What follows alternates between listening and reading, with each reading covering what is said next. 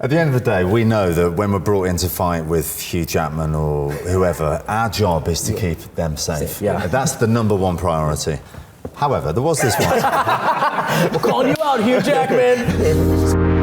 What's up, OOSS? I'm Gilbert. We have a special treat today. I'm here with the cast and fight coordinator of John Wick 4. Everyone in the room, let's hear it. Oh, yeah. See that? That's a fight guy. To my left, Jeremy Marinas, my buddy, handsome Filipino guy, the guy that kind of made some of the action sequences in John Wick. We also have two amazing potential Oscar-nominated actors for John Wick 4. Yeah. You had Michelle Yeoh, but you haven't seen this yet. This movie's gonna blow you guys away. So let's just get started. I just want to ask how you feel, the emotions behind just finishing John Wick 4. I know, Marko, you talked about actually seeing it in front of a crowd. I saw you guys fangirling about yourselves earlier, so let's just talk about that. Like, that was aggressive. How do you, hey, you guys got me hyped up. I was like, I need to steal this movie and pirate it now. Yeah, how do you guys feel finishing John Wick 4? Very excited, very proud of the film, very proud to be involved. Yeah. You know, to be asked to come and work with Chad and Keanu and Jeremy and just be part of it. It's an incredible film. Yeah, of course, an amazing experience. And no matter how big expectations, because we've been reading like, oh, what's going on? Yeah. You know?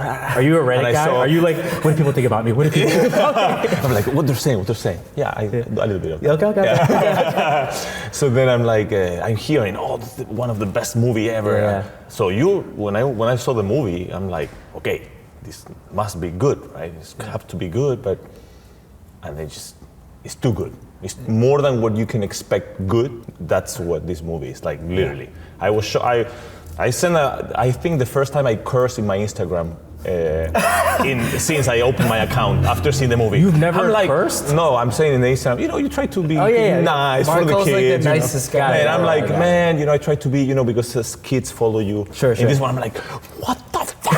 It was crazy, man. It was with adrenaline after seeing the movie. It was crazy. Yeah, that's awesome. How do you feel as being part of a John Wick finally? Yeah, finally. Right? Yeah, no, I mean, from my perspective, I've been with 8711 for 15 years now. And after watching every John Wick, I actually haven't gotten to work on a John Wick. I visited the first set. I guess the biggest nerves for me was, how do I fill in the shoes of my two mentors, Jojo Eusebio and John Valera, that kind of, just paved the way with choreography with Chad on the first 3 movies. Mm-hmm. And it was number 4, and I was literally one of the original members of 87. I'm kind of like the youngest, the last of the performers, the original core team. Mm-hmm. So, my heart the whole time was like, and now it's here, and now it's being received really well. So I'm super happy and super excited to share this with you guys. That's funny though, what you said about Oscars and Michelle Yeoh, and actually Jonathan Ke Quan, right? Mm-hmm. Got Best Supporting Actor. Best Supporting, yeah. And of course, he was a stuntman for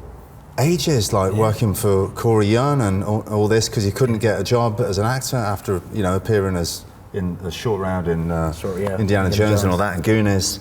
And it just goes to show, doesn't it, that stunts, I mean, everyone respects stunts, but it's getting more respected. Yeah, absolutely. I think that's the number one thing I feel Chad is literally changing the game in the industry, because I think now people understand that when you go through that journey of when you do stunts and you hit the floor, you know what it feels like, the pain, the adrenaline. So now having that person with that experience, being behind the camera and putting the camera exactly where it needs to be to show what it's supposed to feel, it communicates to the audience in a different way than not being there. And I think that's why it's unbeatable. Would you say there's a big difference between a lot of other directors you may have worked with before and having somebody like Chad, who has hit the deck 100 times for one shot and understands exactly what he wants, instead of, as a stunt guy, they say, I kind of want something like this, and they put a camera and they kind of guess. And the whole time I'm an aspiring director as well, so I'm going, it's in the wrong spot. And the reason it looks flat is because it's in the wrong spot, and you're just gonna keep trying it, and the stunt guy. Yeah, Just yeah. keep going. That's what you're here for, right? And then, so like for you guys, was that a big difference having somebody kind of have your back? Clearly, it's a big difference, but you know that going in. You know, we've all worked on those movies where we're having to do something and you know it's not going to work, but you got to keep your mouth shut because it's not your place to say. Yeah. Oh, what are the movies? But on this movie, on John Wick, you go in. I Yeah. mean, we go in knowing that it's going to Taken be care of, the top action sort of like way to shoot it. Speaking of hitting the deck, is there anything from John Wick 4? Any injuries? Anything crazy close encounters to not showing up the next day? Wow, professionals, they don't get hurt. Probably for you, because I saw a picture of you getting thrown into a car. Yeah, I said What? Wait, you got thrown into a car? No, so the thing is, I did 3 car hits back to back. I got whiplash. And you're in the movie playing 2 parts. It was a No, I saw like there was a more. bunch I even of- more. Yeah, I yeah, saw yeah. Jeremy. I played a bunch of I ND saw him parts. many times. Like No, but the Wait, explain the car thing. I thought it was some random guy that threw you in a car. Oh, What is no, the context? No. I'm one of the guys chasing John Wick in the Okay. Arc de Triomphe scene. Okay. And basically, I get hit by a car when I'm trying to shoot him. So I had to do that about 3 times. And the first one, I smacked my head on the ground, but I didn't say anything. I just went back to 1. And then the second time, I was trying to stop that from happening because I was doing kind of like a 1 1.25, and I stopped myself with my shoulder or my elbow. So I felt my shoulder go like this, and then the last one, I just took it all on my back. But I walked away. It was fine. I may have been concussed. I don't know. But I think the one time that I couldn't walk for like 2 days was when I did a high fall in the ICC. I did a high fall onto a table, and the table was scored and everything, but one of the legs of the table was standing straight up like this, and everything broke, but my IT band on my right leg came down on the straight edge of the table, and it didn't break. So Ouch. I was in this, I was in all my gear, and it was a last minute stunt, so I wasn't even completely padded for it. I think I just had like soft elbows on. And then I remember going to the bathroom, and it was just purple from here to there, and I came back to set, and Chad's like, "What's wrong with you?" I was like, "Nothing. We doing it again?" He's looking at me like, "You can't. I can see." Like, Chad knows what I'm trying to hide. You know, you can go down to the gym with your tracksuit trousers on and your t-shirt, have a nice warm-up, sprung floor, whatever, do some kicks, I feel really cool, do a little fight, yeah, no problem. But on a film set, you've got to think, you've got your costume on, you know, if you're doing stunts, you've got some shoes that might not be very comfortable, you've got all this stuff to think about, and you've got to still perform at your best with all the nonsense going on around it. yeah, it's It's crazy. not easy. And at, you know, 5 o'clock in the morning before the sun comes up or whatever. Yeah, like I just think about like, look, we've had Eddie Murphy, Nutty Professor. We've had Mike Myers, Fat Bastard. We've had Robin Williams, Miss Doubtfire, and now we have Scott Adkins. Scott Adkins as Killa. Talking about a suit. I mean, everyone wants to know about that. How was wearing the fat suit? And did you like take selfies in the green room? Like, I've got so many videos on my phone. I'm just waiting till the film's been out a bit, and then I'm going to bombard them on Instagram. tell us about that experience. I've been bugging Chad about John Wick since the first one. Yeah. Come on, give me a role. Never returns a text, but I'll send them anyway. And then eventually John Wick 4, he's like, Scott, I've got a part for you in John Wick 4 if you want it. Do you want to do it? I'm like, Yes, please. yeah, I've been asking you since the first one. Of course I do. So, yeah, okay. There's just one catch. Right, go on. So I'm not going to tell you about it now. I'm going to tell you, I've got to talk you through it. I'm like, yeah, but we're talking now. No, just wait till I'll send you the sides and we'll go through it. 3 months later, I don't hear from him. And I'm thinking, am I still going to be in this movie? What's going on, man? And he calls me up again and says, yeah, so this is it. Do you remember the first time you saw Enter the Dragon? And there's that bit with Sammo Hung. Yeah. And, you know, he's a big guy, and he starts doing these backflips, and you're like, whoa, I did not expect that. That was basically what he had in his mind for the character. Yeah. I hope this comes out a while after the movie's come out, otherwise I'm really spoiling it for some people. But, you know, what can I do? If you know it's me, you know it's me. Yeah. And I'm going to do some martial arts. But it was based, you know, inspired by Sammo Hung, but also inspired by Casablanca, the Signor Ferrari character. He dressed you as Sammo as well. Well, I'm not sure if Chad did that on purpose or not. What do you mean by Chad? It has to be, right? What do you mean dressed as Sammo? When I sit there and watch him editing his movie, every frame, like he'll point things out. It's like, where's that from? Where's that from? And he'll see if I catch everything. Samo in SPL, the purple SPL, suit. yeah, I was gonna say that. Actually, It's now exactly it's- that. yeah. Every time I pull it up, like side by side, it's exactly the same suit. I've never asked him if it was real or not. But I did remember- ask him, and he didn't really give me an answer, which made me think, oh.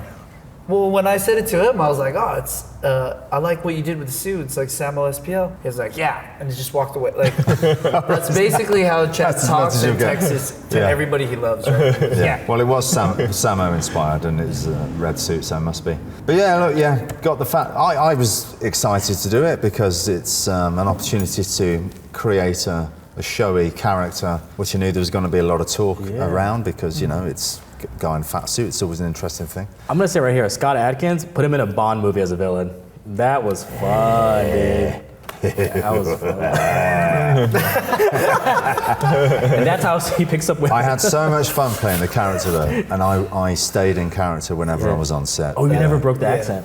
No, I didn't. There's hours of behind-the-scenes footage of me. Hello, sir. How are you doing? But I enjoyed playing the character a lot. He was a lot of fun. I miss him. Sometimes I'm driving and I'm like, "Hello, Mr. Harken." I like to hear the voice. My favorite is the final shot that we did where you fall to your death, and so when John Wick goes to retrieve the tooth, we did this long. It felt like 4 minutes, but Scott was just laying there dead. He didn't blink once. Jeez, you man. couldn't see his chest like breathing, and Keanu has to come in and punch him in the face, and he's supposed to like not react. He's like, React, but look dead and don't blink. Yeah. Keep your eyes open. What kind of notes are those? yeah, but no, Yeah. Keanu's punching literally this close to his face, God. and he's just like this.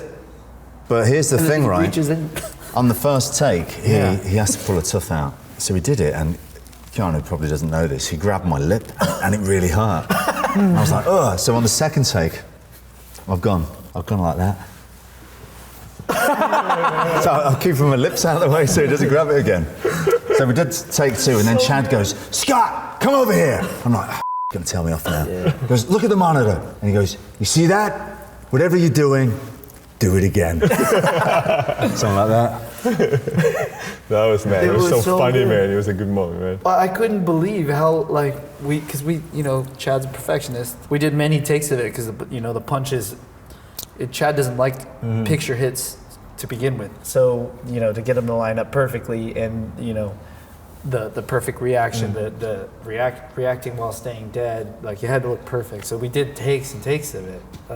It seemed like from The eyes outside. open, yeah. But the hardest part was before that, In the when water. I'm with the water, because it's coming straight onto my face. Yeah. And you've got like that wall of water, so Keanu's lights. behind it. So I can't see anyway because all the water's going in my eyes. I'm trying to keep my eyes open, but then Keanu's behind the wall of water.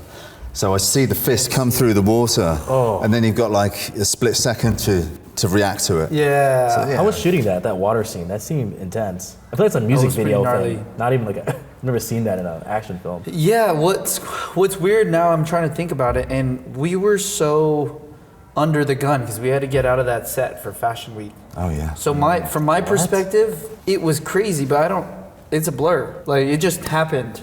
We were there, then we were there, then we were there, and then Jeremy, figure this out, figure that out. Okay, well something's not working. Okay, it was just constant like that. Awesome. You love it, don't you? It's You guys great. love it, It's don't an you? amazing looking sequence. How incredible does it look? That's the thing about the John Wick films. The action's unparalleled, but it just looks beautiful. Beautiful. It's Every- amazing. I think that because there has been stunt people who broke into the directing world, right? Like there's people directing here and there, right? But the reason why Chad and Dave they do things differently coming from our background, because when you watch their films, it's a good film. Like cut the action down a little bit and take away all the crazy action candy, and it's a fun film. It's beautiful. Well, actually, for what I think, it was very, for me, very, how to say when it's like, not risky, it's like, you need to have like balls to do this, right? In a John Wick movie, suddenly you have all these characters that you don't know how they're gonna work with the audience, if they're gonna really feel engaged with this, because you're taking away,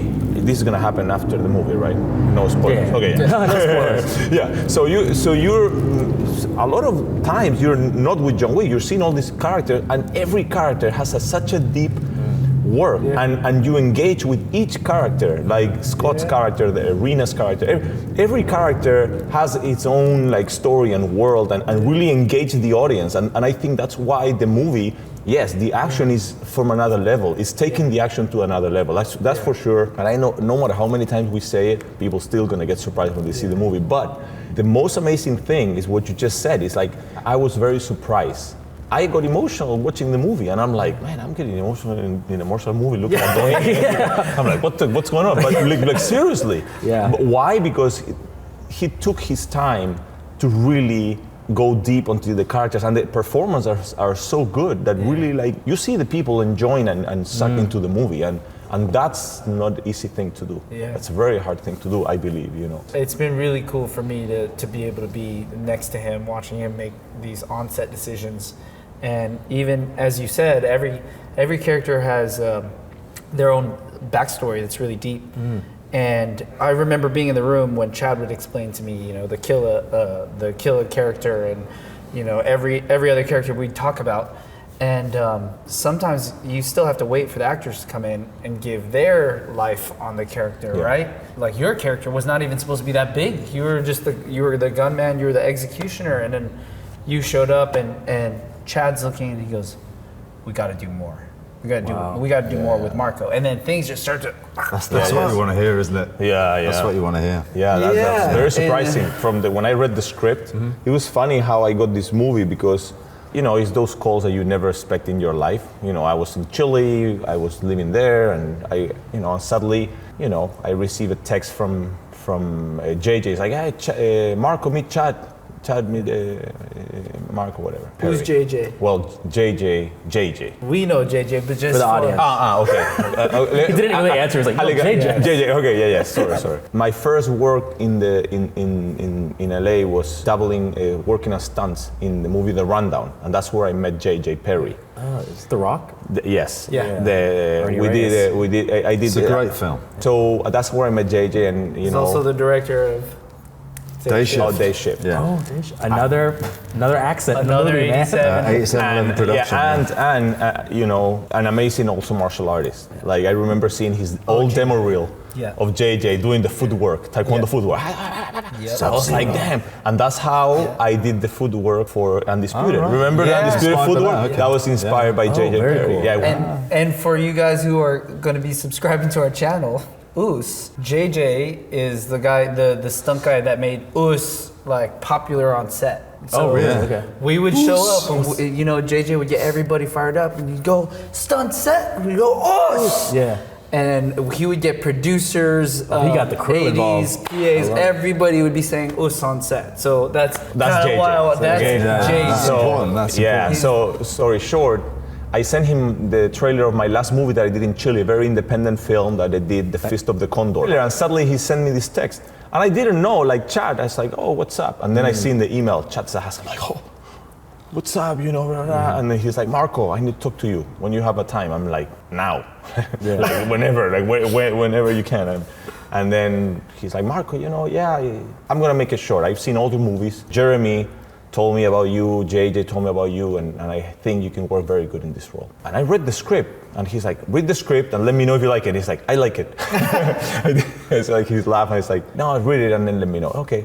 So then I read it, and the script was like, the character was not even action. Yeah. I was not I didn't have any fight scene, anything. I just have some gunshots and stuff like that. But still, the character was good, with some good acting scenes, character and stuff like that. I was like, yeah, let's do it. And then little by little, like, you know, he started adding me, you know, on some action scenes, and of course it was for me an amazing experience, you know. Yeah, you became his biggest obstacle climbing up the stairs. Yeah. He's tough, That was man. cool. He's tough. I was Oh, he doesn't stop. Yeah, man. Keanu does not stop. I love that. Remember when you showed up, he was still training 4 hours a day, and that had already been going on for 4 months. Keanu, 4 hours a day on top of filming. Yeah, when we started, well, no, once we started filming, Right. he was like Oh, yeah. squeezing it in as much as he can. Like we Yeah. would do it on the weekend sometimes. But I think that was just about when it started pittering out. But even when he was filming, we'd have a room set. We had, like when we did the ICC, we had a room on the second floor that had a spring floor in it. And he would go up there and we'd go and do nunchucks for 2 hours, sometimes 3 hours in the middle of filming. But all the way up until the first day of shooting, if it was a Monday, all the way up until that Friday, he was doing 4 hours a day. No, crazy. I was very surprised. Yeah, and he turned 57 on that movie. Man, That's the difference. That's what makes him a great action star. It's having that mentality of being a workhorse and to just grind it out.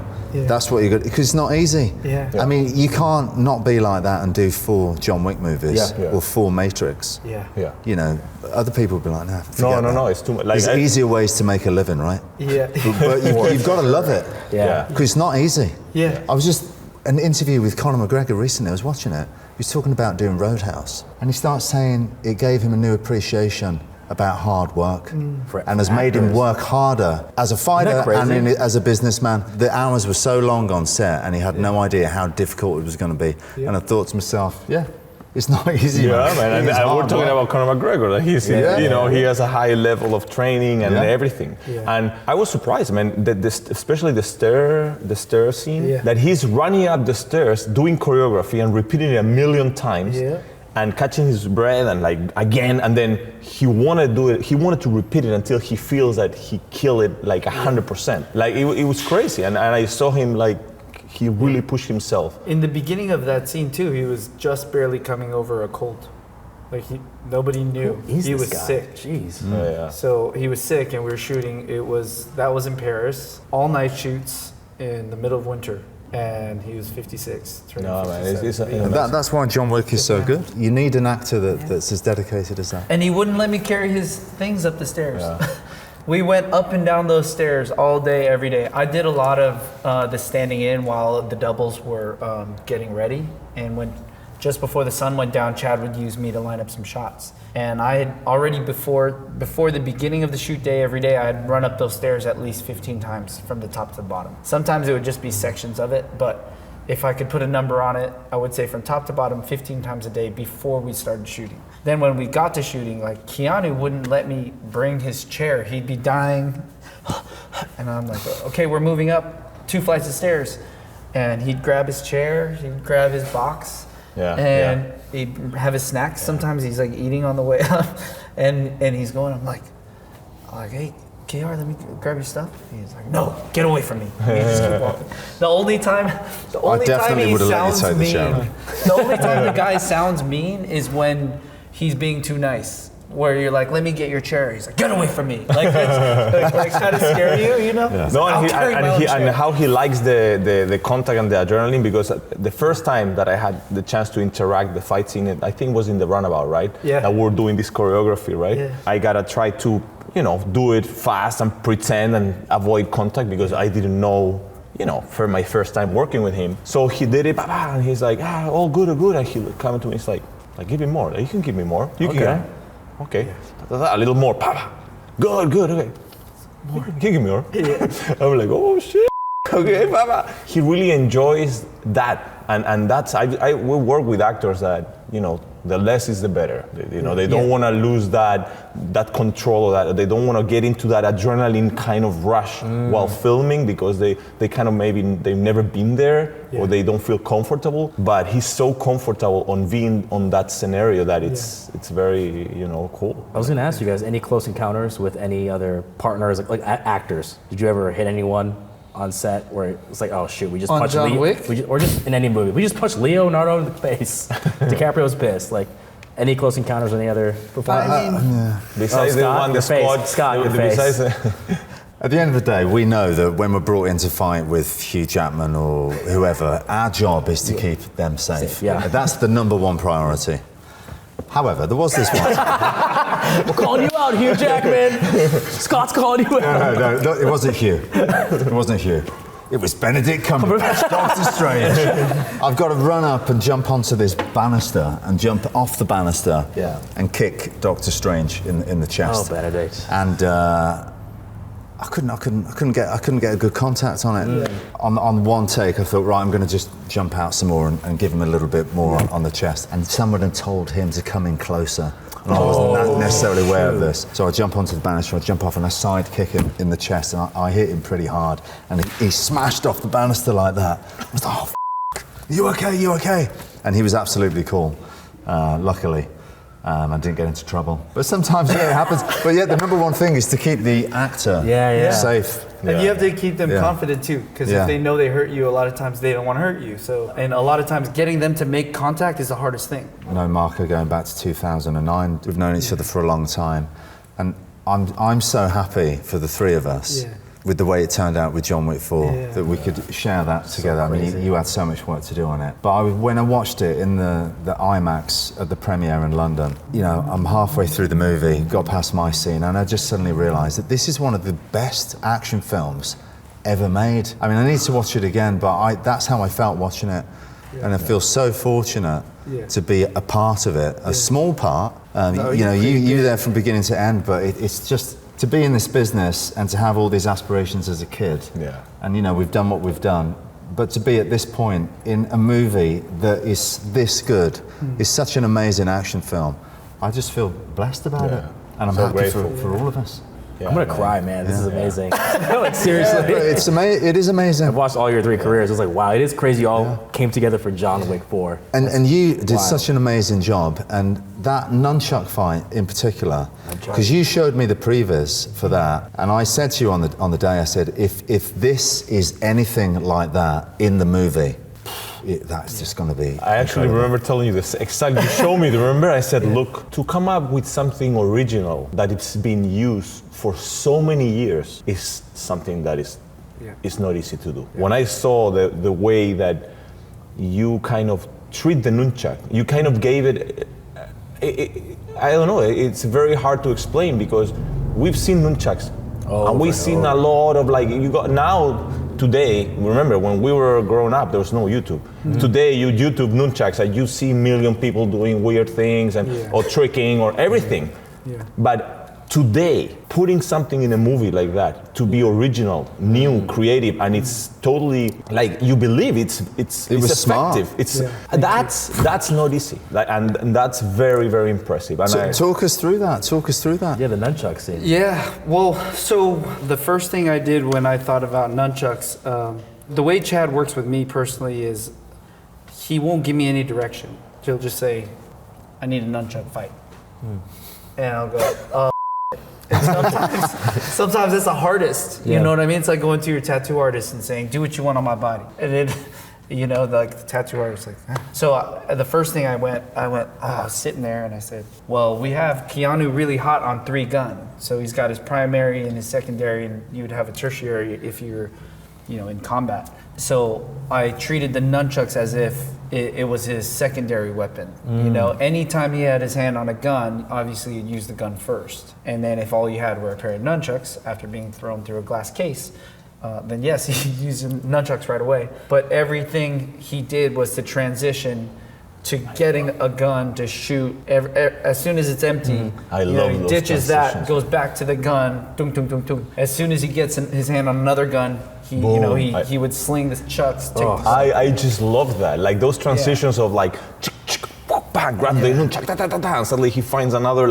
round, and then boom, loads the nunchuck. It's like kind of you treat the nunchuck in a Western way. Is the correct way to say it? It's like another kind of gun because you're loading the nunchuck in your arm or in your neck while you're using that. It was so cool. The feeling of it is such a cool. And then go on. Well, I was just gonna say, and after that, I basically said, how would Chad attack this? And he would say, give the nunchuck its own character. You don't want a guy trying to be Bruce Lee with a nunchuck. You want to give nunchucks its character, so it became a secondary weapon. So as soon as he grabbed it, you know, he had to figure it out at first, and then once it clicked, he goes. That's the best part for me. Then it was Bruce Lee again. That was what was smart about it. Yeah. And it's like, okay, he's John Wick. He's the world's greatest assassin, but he's never used the nunchucks before. But within the space of a 3-minute fight, he arrives at okay, I can do this now. Because he's John Wick. Did he have experience? But that was what was clever about it. No. Oh, wow. No, I mean, the early days of nunchucks, it was Keanu hitting himself. I've got rehearsal tapes of him hitting himself over and over again. There was times in the first month of training with him, I was like, I don't know if this is gonna work. We should stick to guns and pencils. And then it worked out. So no, I'm glad you guys liked it. It's amazing. I Going can't through the glass and all that. There's so much, and that's just like a tiny part of the film. And again, we keep saying Chad, but it makes it super easy when you have a director who knows exactly what he wants. You know what surprised me? Because 8711, as far as what I know of them, is that they were the previs kings, right? Yeah. And it was all about bring your movie to 8711, they will design the action and they will previs it and they will shoot the action for you. And so when I came to do John Wick 4, I was shocked when we're turning up on the set and the fight is not already predetermined. I was like, well, hang on, I thought this isn't a Hong Kong movie. Oh, these weren't prevised? No. Not on this one. I don't know what it was like on the others. Apparently. Was it because you messed up? There was some, every movie has its hurdles to jump over. So there was a couple of pre-production hurdles we had to jump over. Yeah. And eventually I got the responsibility to kind of take over the fights for the rest of the film.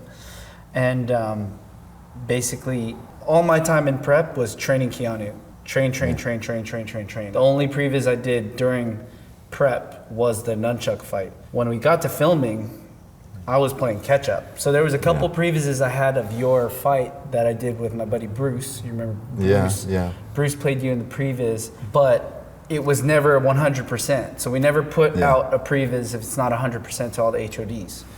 I think I prevised the stair fight.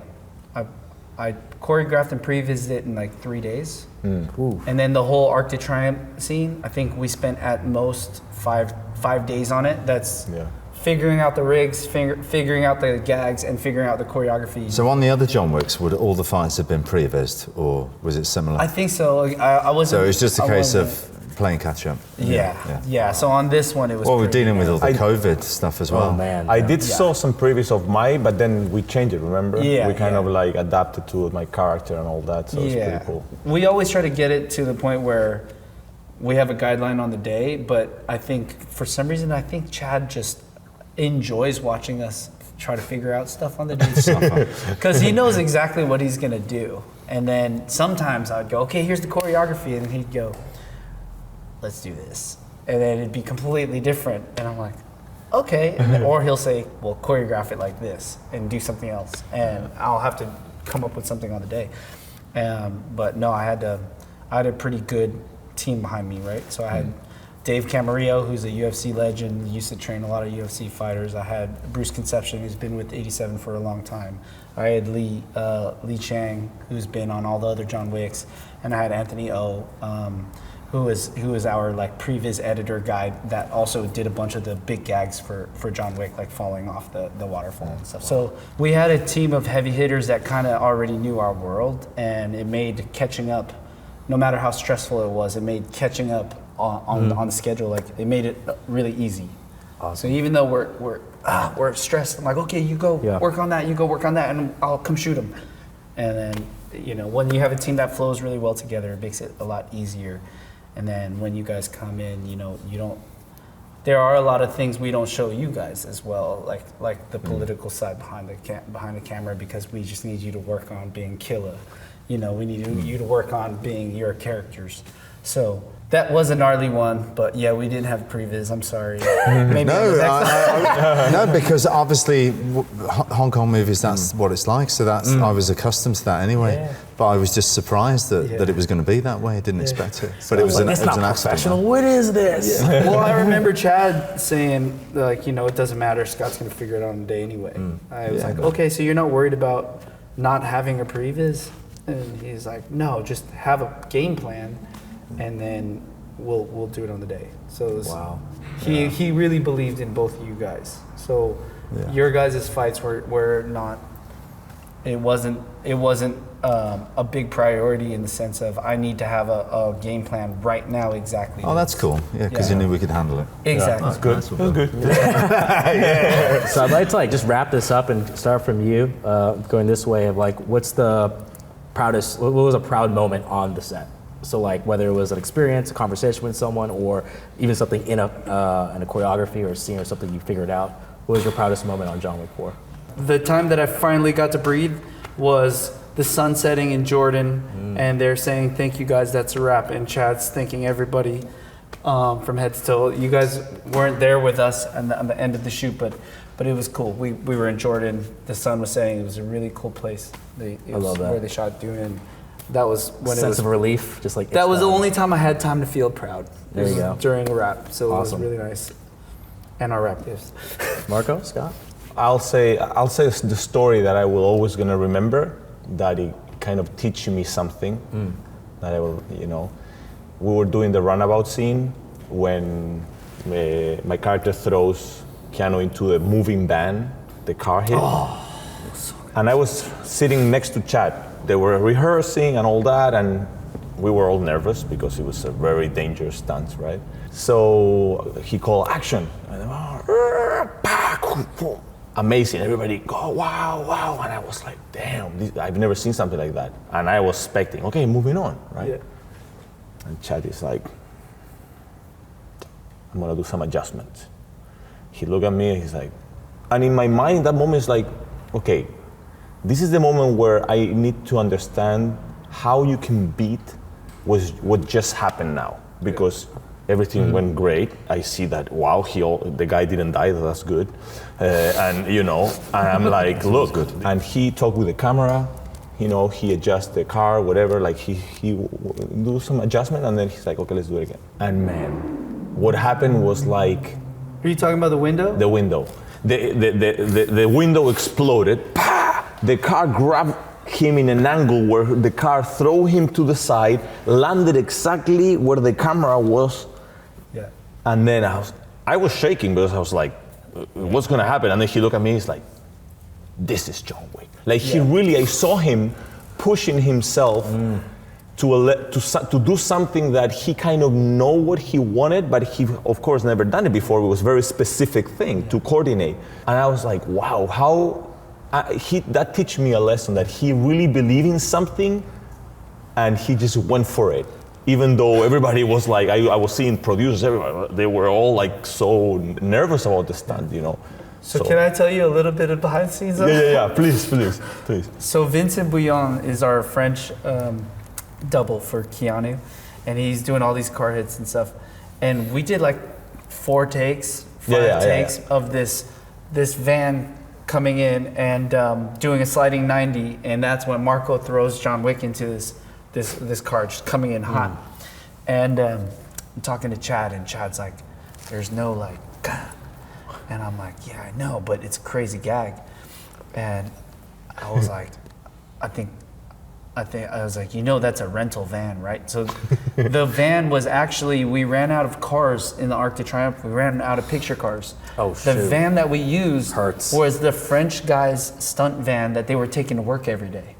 They just stuck their car in the movie. And in my head, I'm like, we're going to use this car. These guys are not going to have a ride home. Like, so we're going to have to figure that out later. And so... Oh, that's awesome. Vincent and Vincent, like he from the stair fall to that like car hit, Vincent wanted to do the biggest, stunts he could do, and me and Vincent, I was like, hey Papa, come here. He's like, what's up? And he's like, I don't like it. And I was like, yeah, it's like there's no big impact, right? He goes, yeah, what can I do? And I was like, making sure there's no producers behind their back, and I was like, can you aim for the window? And he's like, yeah, I'll aim for the window.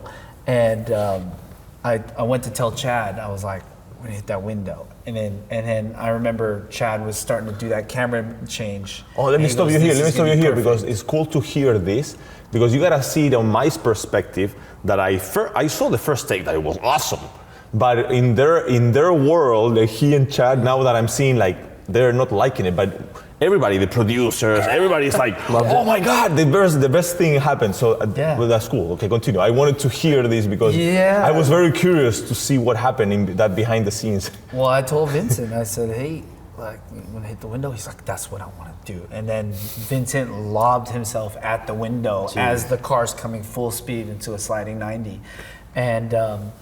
And I'm like, I'm gonna get fired because it's not a prepped car. It was a real window, and he did it. Boom, went down. And I remember we're like, cut! And me, Chad, and Vincent was like, that's what we wanted. And we looked at it, and the glass was exploding. So that is not CG glass, not a fake car. That was a real glass. To experience that He's moment was badass, Vincent. By the way. yeah, He's man. badass. Vincent, man.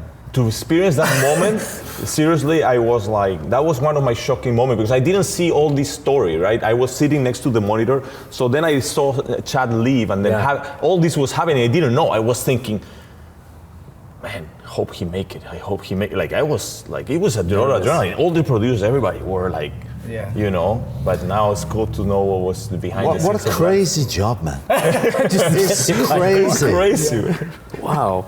Yeah, It's man. just, yeah. You guys But gonna we love remember, it. I'm We sure, love it. when they see this scene, it's That's the story. That's the story, man. Wow. Scott, anything in particular that sticks out from your whole experience on John Wick 4? Oh, look, for me, it was getting the chance to play that character. And yeah, I was aware that there was a bit of pressure on Chad's shoulders, I think, that reading between the lines, because, you know, there's a lot of stuff that goes into creating this fat suit, a lot of money going into that character.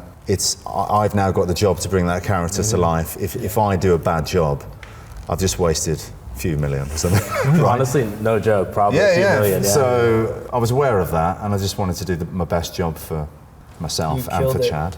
And then, when I finished the scene, and I did the scene with the 3 other amazing actors, and just felt fantastic about it. And producers coming up, and you know, I could genuinely tell they were very happy with what I'd done, and you know, that's what it's all about. Well, guys, thank you so much. That was pretty awesome. But before we go, I do want to show one more thing. I just have a question. Okay. I just have a question about this. Me and EJ were doing some research, and we love this clip, and we could not stop laughing. Just check this out. Oh, it's me and you. One much bigger than the other. Who could it be? Oh my God. It's Delore. Man, you know what? That was the moment. We've got a story behind this. Yes. Have you got any Chocolate. Just here with Marko Zaror? What a bromance. No, but There's a story behind there's a John Wick story behind this. Really? I might indulge in a bit of chocolate. That was the moment that we knew that we're gonna be in John Wick, and it was a secret. Yeah, no, I already knew in that moment. We met up that day, and you'll go in. So, what have you got? Anything coming up? And I'm like, I might have something coming up, but I can't really talk about it. So you I'm both not supposed to talk about it. I said, have you got anything coming up? And he's like, No, chocolate. No, I might have something coming up, yeah, but I don't think I'm supposed to talk about. So stupid. Okay, and then eventually we just realised that we've both been talking to Chad about being in John Wick 4. Good. Yeah, that was funny, man. That was a But fun we were moment. supposed to keep it a secret, but we failed. Yeah, we told failed. each other. Yeah, man. Well, guys, thank you so much for watching this. I just want to thank Marko, Scott, and Jeremy for sharing their stories. OOSS! Make sure you like and subscribe, leave a comment down below. We love you guys. Thank you very much.